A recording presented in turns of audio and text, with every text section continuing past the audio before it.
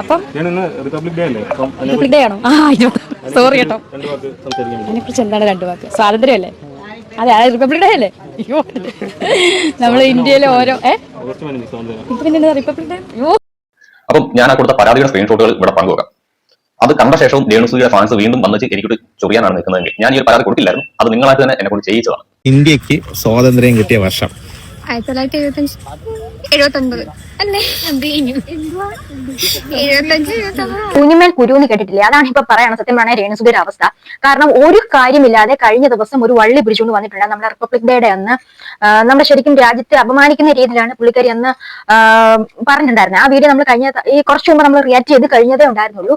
അപ്പം എന്താണെന്ന് വെച്ചാൽ ഇപ്പം വാക്ക് വിത്ത് വിഷ്ണു എന്ന് പറഞ്ഞ ഒരു യൂട്യൂബ് ചാനലിൽ ഒരു ബ്രോ ഇപ്പം രേണുസുതിക്ക് എതിരെയായിട്ട് കംപ്ലൈന്റ് കൊടുത്തിരിക്കുകയാണ്. കാരണം അതിനകത്ത് നമ്മുടെ രാജ്യത്തെ അപമാനിച്ചു എന്നുള്ള രീതിയിൽ അതിനകത്ത് നമുക്ക് വ്യക്തമായിട്ട് അറിയാം. അതിനകത്ത് ഒരാൾ തിരുത്തി കൊടുക്കുന്നുണ്ട്. രേണുവിനോട് ചോദ്യം ചോദിച്ച വ്യക്തി രേണുവിനോട് തിരുത്തി കൊടുത്തിട്ട് അതിനകത്ത് കടന്ന് ഉരുണ്ടി മെഴുകിയിട്ട് അവിടെ ഒരു സ്റ്റാൻഡിൽ നിൽക്കാൻ രേണു ശ്രമിക്കുന്നുണ്ടായിരുന്നു. അപ്പൊ എന്താണേലും ഇത് പുള്ളി വള്ളിയുടെ ഇടയിൽ വള്ളി പിടിച്ചെന്നേ പറയാവുള്ളൂ. അപ്പം ഇദ്ദേഹം ബഹുമാനപ്പെട്ട മുഖ്യമന്ത്രിക്കും അതുപോലെ അധികാരപ്പെട്ടവർക്ക് എല്ലാവർക്കും കംപ്ലൈന്റ് കൊടുത്തു കഴിഞ്ഞിട്ടുണ്ടായിരുന്നു. അപ്പം കംപ്ലൈന്റ് ഇപ്രകാരമായിരുന്നു. ഇതുപോലെ രാജ്യത്തെ അപമാനിച്ചു എന്നൊക്കെ ഉള്ള രീതിയിലായിരുന്നു കംപ്ലൈന്റ് കൊടുത്തിരുന്നത്. അതായത് ഇന്ന രീതിയിൽ രേണുസുതി എടുത്തു പറഞ്ഞ് അപമാനിച്ചു എന്നുള്ള രീതിയിലൊക്കെയാണ് കംപ്ലൈന്റ്. സൈഡിൽ ഞാൻ കൊടുക്കാം. അപ്പൊ ഇതിനകത്തൊരു വിഷയം എന്ന് വെച്ചാൽ ഇത് അത്യാവശ്യമായിട്ടുള്ള ഒരു കാര്യമാണ്. രേണുസുതി ഞാനാണ് തലൈവ എന്ന് പറഞ്ഞുകൊണ്ട് ഇങ്ങനെ നടക്കുന്ന ഒരു പ്രകൃതി നമ്മൾ എപ്പോഴും കാണാറുള്ളതാണ്. അഹങ്കാരത്തിന് ഒരു തിരിച്ചടി അത് തീർച്ചയായിട്ടും വേണം. എന്താ വെച്ചിട്ടുണ്ടെങ്കിൽ രേണുസുതി ഇങ്ങനെ കാണിക്കുന്ന ഈ സോഷ്യൽ മീഡിയയുടെ മുന്നിൽ വന്നിട്ട് ഓരോ കോപ്രായം കാണിക്കുമ്പോഴും ഇങ്ങനെ നെഗറ്റീവിലൂടെ റീച്ച് ഉണ്ടാക്കുമ്പോഴും കുറെ അധികം ആൾക്കാർ ഈ പാത പിന്തുടരാൻ ശ്രമിക്കും. അപ്പൊ അതിനൊരു ഉദാഹരണമാണ് നമ്മുടെ ജാസി അറിയത്തില്ലേ? ഈ രേണുസുതി ഈ കാണിക്കുന്ന അതേപോലെ ഈച്ചക്കോപ്പി അടിച്ച് വന്ന വ്യക്തിയാണ്. കാരണം അവരിപ്പോ ഒരുമാതിരി ഒരു മിസ്ലീഡിങ് സാധനമോ അല്ലെങ്കിൽ നമുക്ക് സമൂഹത്തിന് ഒരു വേണ്ടാത്ത കുറച്ച് കാര്യങ്ങളൊക്കെ ഇങ്ങനെ സ്പ്രെഡ് ചെയ്ത് കൊടുത്ത് ഇങ്ങനെ റീച്ചായി ബിഗ് ബോസിൽ കയറാൻ ശ്രമിക്കുകയാണ്. അതിന് ഏറ്റവും പ്രധാനമായിട്ടുള്ള ഒരു കാരണക്കാരി രേണുവാണ്. രേണുവിനെ കണ്ട് അനുകരിക്കുന്നു. അപ്പം ഇത് ഇനി മുന്നോട്ട് ഇങ്ങനെ ഓരോ ആൾക്കാർ കണ്ടല്ലോ, രേണുവിൽ ഒരുപാട് ആൾക്കാരും തെറിയും എല്ലാം പറഞ്ഞിട്ടും രേണു ഇന്നിങ്ങനെ അസിസ്റ്റ് ചെയ്ത് നിൽക്കുന്നില്ലേ, അവർക്ക് ഇതുപോലെ പൈസയും കാര്യങ്ങളൊക്കെ ഉണ്ടാകുന്നില്ലേ, ബിഗ് ബോസ് വരെ എത്തിയില്ലേ, അതുകൊണ്ട് വിദേശത്ത് ഒരുപാട് യാത്രകൾ നടന്നില്ലേ, ഞങ്ങൾക്കും ഇങ്ങനെയൊക്കെ ആയിട്ടുണ്ടെങ്കിൽ നാളെ ഞങ്ങളെയും 10 പേര് ശ്രദ്ധിക്കുമെന്നൊക്കെ കരുതി മേ ബി കുറെ അധികം ആൾക്കാർ വരും, ഇതിനോടൊപ്പം വരും. അപ്പം അതിനൊരു തടയിടാൻ വേണ്ടി രേണു കാണിക്കുന്ന ഈ മഹാ അപരാധം, അത് സോഷ്യൽ മീഡിയയിലൂടെ കാണിക്കുന്ന ഈ പ്രവർത്തനമൊക്കെ ഒരു കംപ്ലൈന്റ് കൊടുത്ത് ഒതുക്കുന്നത് വളരെയധികം നല്ല കാര്യമായിരിക്കും. അപ്പം രേണുവിന്റെ വീഡിയോ അതിനെ തുടർന്ന് ആ ക്ലിപ്പ് ഞാൻ വെക്കുന്നില്ല, അതിനെ തുടർന്ന് കുറച്ച് ക്ലിപ്പുകളുണ്ട്, ഞാൻ ഇവിടെ പ്ലേ ചെയ്യാം. അപ്പം ഞാൻ ആ കൊടുത്ത പരാതിയുടെ സ്ക്രീൻഷോട്ടുകൾ ഇവിടെ പങ്കുവെക്കാം. അത് കണ്ട ശേഷവും രേണുസുതിയുടെ ഫാൻസ് വീണ്ടും വന്നിട്ട് എനിക്കൊരു ചൊറിയാനാണ് നിൽക്കുന്നതെങ്കിൽ ഞാൻ ഈ പരാതി കൊടുക്കില്ലായിരുന്നു. അത് നിങ്ങളായിട്ട് തന്നെ എന്നെ കൊണ്ട് ചെയ്യിച്ചതാണ്. ഈ ദിവസം ഒരു വീഡിയോ ചെയ്തായിരുന്നു. അതായത് നമ്മുടെ രേണുസുതി റിപ്പബ്ലിക് ദിനത്തിൽ നമ്മുടെ ദേശീയ സ്ലോഗനായിട്ടുള്ള വന്ദേ മാതരത്തെ വികലമായിട്ട് പറഞ്ഞതിനെ കുറിച്ച് അത് ഒരു തരത്തിൽ പറഞ്ഞ അപമാനിക്കൽ തന്നെയാണ്. നമ്മുടെ ദേശീയ സ്മാരകങ്ങളെ ചിഹ്നങ്ങളെ ഒന്നും അപമാനിക്കാണ്ട് ആർക്കും അധികാരമില്ല. അതിപ്പോൾ രേണുസുതി ഒരു വിധവയായതുകൊണ്ട് അവർക്ക് പ്രത്യേകിച്ച് ഒരു പ്രയോറിറ്റിയും നമ്മുടെ ഇന്ത്യൻ ജുഡീഷ്യറിയോ നമ്മുടെ രാജ്യമോ നൽകുന്നില്ല. എല്ലാവർക്കുമുള്ള അതേ തുല്യത തന്നെയാണ് അവർക്കുള്ളത്. അപ്പൊ അതുമായി ബന്ധപ്പെട്ട് ഞാൻ ഒരു വീഡിയോ ചെയ്തിരുന്നു. ഇവർ ഈ ചെയ്ത കാര്യം കൃത്യമായിട്ടും ഒരു ക്രൈമാണ്. അതായത് അതിന് വ്യക്തമായിട്ട് നമുക്ക് ആ വീഡിയോയിൽ കേൾക്കാം. വന്ദേ മാതരം എന്നുള്ളത് ഇവർ തെറ്റായിട്ട് പറഞ്ഞപ്പോൾ അതിനെ കൃത്യമായി ഒരാൾ തിരുത്തി പറഞ്ഞു. ആ തിരുത്തി പറഞ്ഞ കാര്യം കേട്ടിട്ടും അവർ ആ തെറ്റ് അക്സെപ്റ്റ് ചെയ്യാൻ തയ്യാറാകാതെ അതിനെ വീണ്ടും വികലമായിട്ട് പറഞ്ഞുകൊണ്ടിരുന്നു. അത് പണിഷബിൾ ഓഫൻസ് ആണ്. അപ്പം റിപ്പബ്ലിക് ഡേ ആണോ? സോറി കേട്ടോ, അതിനെക്കുറിച്ച് എന്താണ് രണ്ടു വാക്ക്? സ്വാതന്ത്ര്യമല്ലേ? അതെ, അത് റിപ്പബ്ലിക് ഡേ അല്ലേ? അയ്യോ, നമ്മൾ ഇന്ത്യയിലെ ഓരോ പിന്നെ റിപ്പബ്ലിക് ഡേ. അയ്യോ, ഒരു റിപ്പബ്ലിക് ഡേ.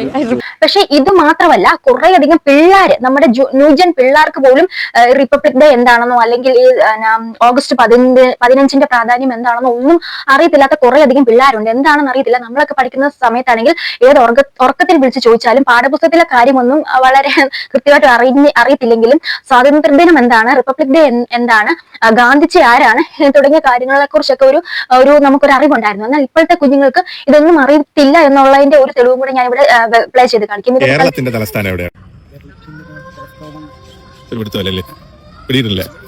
സ്വന്തം സ്ഥലം എവിടെ? കാര്യവട്ടമാണ്.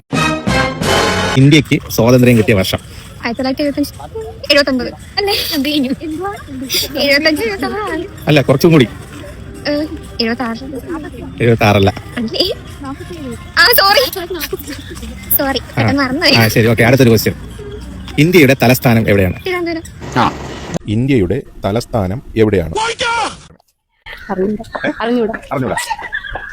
ഇനി അടുത്തൊരു question. ഈ പിക്ചറിൽ കാണുന്ന വ്യക്തിയുടെ പേര് അറിയാമോ? ഭയങ്കരമായിരുന്നു. എന്റെ പ്രിയ സുഹൃത്തുക്കളെ, നിങ്ങൾ പറയണം ഈ സമൂഹം എങ്ങോട്ട് പോകുന്നു. ഈ ഒരു വിവരമില്ലായ്മ ഒരു അലങ്കാരമായിട്ട് കൊണ്ടു നടക്കുന്ന ഒരു സമൂഹത്തോടാണ് നമ്മൾ മുന്നോട്ട് പോകുന്നത്. നമ്മുടെ കാലഘട്ടത്തെക്കുറിച്ചോ അല്ലെങ്കിൽ നമ്മൾ എങ്ങനെ ജനിച്ചു, എങ്ങനെ വളർന്നു, എങ്ങനെ ഇന്ത്യൻ മഹാരാജ്യം ഉണ്ടായി, എങ്ങനെ കേരളം ഉണ്ടായി എന്നൊന്നും ചോദിച്ചാൽ അറിയത്തില്ല. അവരെന്തോ ഒരു യാന്ത്രികമായ ലോകത്ത് ജീവിക്കുന്ന പോലെയാണ് ഇപ്പോഴത്തെ പിള്ളേർ വരുന്നത്. അപ്പൊ അതും ഇവിടെ ഒരു പ്രധാനപ്പെട്ട ഒരു സംഭവം തന്നെയാണ്. ഇന്ത്യയുടെ തലസ്ഥാനം എവിടെയാണ്? ഈ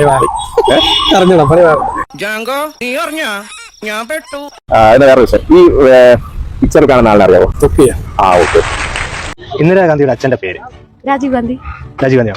ഇന്ദിരാഗാന്ധിയുടെ അച്ഛൻ ആണോ? അച്ഛൻ ആണ്, കറക്റ്റാണ്. ഓക്കെ, ഉത്തരം തെറ്റാണ് കേട്ടോ. ഇന്ദിരാഗാന്ധിയുടെ അച്ഛന്റെ പേര്? ഇന്ദിരാഗാന്ധി രാജീവ് ഗാന്ധി. രാജീവ് ഗാന്ധി. ഇന്ദിരാഗാന്ധിയുടെ അച്ഛന്റെ പേര് രാഹുൽ ഗാന്ധി. കേരളത്തിന്റെ ആരോഗ്യ വകുപ്പ് മന്ത്രി ആരാണ്? അറിഞ്ഞൂടെ? നമ്മുടെ കേരളത്തിന്റെ ആരോഗ്യ വകുപ്പ് മന്ത്രി ആരാണ്? അറിയില്ലേ? കേരളത്തിന്റെ ആരോഗ്യ വകുപ്പ് മന്ത്രി ആര്? ആണോ? നാട്ടുകാരിയാണ്. അതാണ്. അമ്മയാണോ? ശരി, മക്കൾക്ക് അറിയത്തില്ല. Okay, very good. അധികം പരിതാപകരമാണ് നമ്മുടെ ഇപ്പോഴത്തെ തലമുറ അല്ലെങ്കിൽ വളർന്നു വരുന്ന തലമുറ. ഗാന്ധിജി ആരാന്നോ, ഇപ്പോഴത്തെ ഇരിക്കുന്ന വിദ്യാഭ്യാസ മന്ത്രി ആരാന്നോ, രാഷ്ട്രപതി ആരാന്നോ ഒന്നും ഈ കുട്ടികൾക്ക് അറിയത്തില്ല. പിന്നെ നമ്മൾ രേണുസുതിയിലോട്ട് വരുവാണെങ്കിലും രേണുസുതിയും ഇതൊക്കെ തന്നെയാണ് കുട്ടികൾക്കാണെങ്കിലും പകർന്നു കൊടുക്കുന്നതെന്ന അർത്ഥം. ഇതുപോലെ രേണുസുതിയെ പോലെയുള്ള 10 രേണുസുതിമാർ വന്നിട്ടുണ്ടെങ്കിൽ, നമ്മുടെ ഈ സോഷ്യൽ മീഡിയ വന്ന് ഇതുപോലെ കാണിക്കാൻ തുടങ്ങിയിട്ടുണ്ടെങ്കിൽ തീർച്ചയായിട്ടും ഒരു മിസ്ലീഡിങ് സംഭവമാണ് ഇട്ട് കൊടുക്കുന്നത്. കാരണം നമുക്കൊരു ദേശീയഗാനം കേൾക്കുമ്പോഴും അല്ലെങ്കിൽ ഒരു ദേശഭക്തി ഗാനം കേൾക്കുമ്പോഴും നമുക്കുണ്ടാകുന്ന ഒരു ചോരത്തിളപ്പുണ്ടല്ലോ, അതൊന്നും ഇപ്പോഴത്തെ കുട്ടികൾക്കില്ല.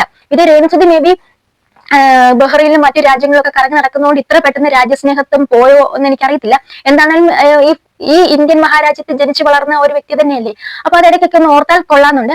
പിന്നെ പേരൻസിനോടാണ് പറയാനുള്ളത്, നിങ്ങൾ കുട്ടികളെ നല്ല രീതിയിൽ നല്ല എഡ്യൂക്കേഷൻ ഒക്കെ കൊടുത്ത് നല്ല ഡ്രസ്സ്, നല്ല പണ്ടത്തെക്കാൾ നല്ല സൗകര്യങ്ങൾ കൊടുത്തൊക്കെ വളർത്തുന്ന കൊള്ളാം. പക്ഷെ ഇടയ്ക്കൊക്കെ നമ്മുടെ രാജ്യത്തെ കുറിച്ച്, നമ്മൾ പണ്ട് സ്വാതന്ത്ര്യം ഇല്ലായിരുന്ന കാലത്ത് നമ്മൾ എങ്ങനെ ജീവിച്ചിരുന്നതിനെ കുറിച്ചൊക്കെ ചെറിയൊരു അവലോകനം അവർക്ക് കൊടുക്കുന്നത് നന്നായിരിക്കും. ഇങ്ങനെ പുച്ഛിച്ച് കളയേണ്ടതല്ല എന്ന് കൊടുക്കുന്നത് വളരെയധികം നന്നായിരിക്കുമെന്ന് എനിക്ക് അങ്ങനെ എനിക്കൊന്ന് തോന്നിയിട്ടുണ്ട്.